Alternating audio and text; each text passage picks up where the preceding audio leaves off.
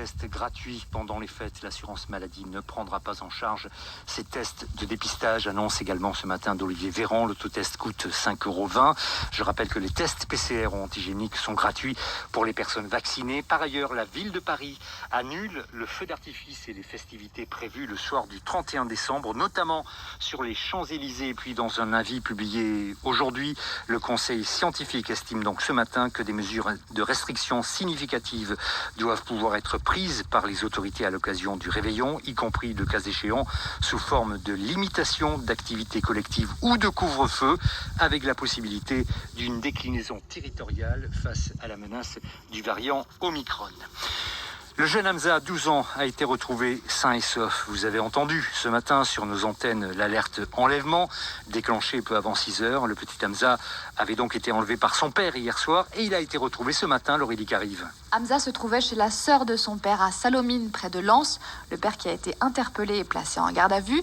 Hier soir, vers 19h30, cet homme âgé de 40 ans frappe à la porte de la maison de l'assistante maternelle à qui son fils a été confié sur décision de justice 3 jours plus tôt dans le cadre de la séparation de ses parents.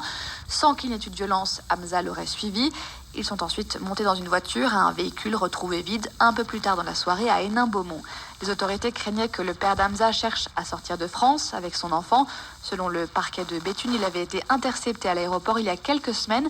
Il s'apprêtait à fuir hors de l'Union européenne alors qu'il avait interdiction d'emmener son fils à l'étranger. Une candidate de plus à gauche ou une candidate de trop, c'est selon, c'est une chance pour l'union de la gauche, estiment certains, pour d'autres c'est non. Christiane Taubira, qui a annoncé hier qu'elle envisageait d'être candidate à l'élection présidentielle, s'est donc rendue ce matin pour un premier déplacement de possible candidate à Saint-Denis, en Seine-Saint-Denis, une déambulation autour du marché de Noël et autour de la basilique à la rencontre des gens et des jeunes. Sur place, on retrouve Yannick Falt. Bonjour Yannick. Bonjour. Et Christiane Taubira a un objectif, l'union de la gauche.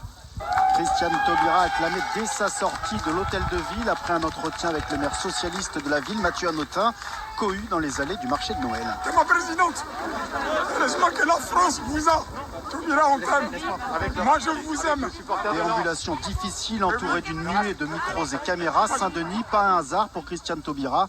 Le choix de la jeunesse et de la mixité, dit-elle. Christiane Taubira qui explique sortir du bois, non pas pour une candidature, non pas pour la gauche, mais pour le pays, et qui se dit prête à participer à la primaire populaire en janvier. À la primaire populaire, qui semble le dernier espace où cette union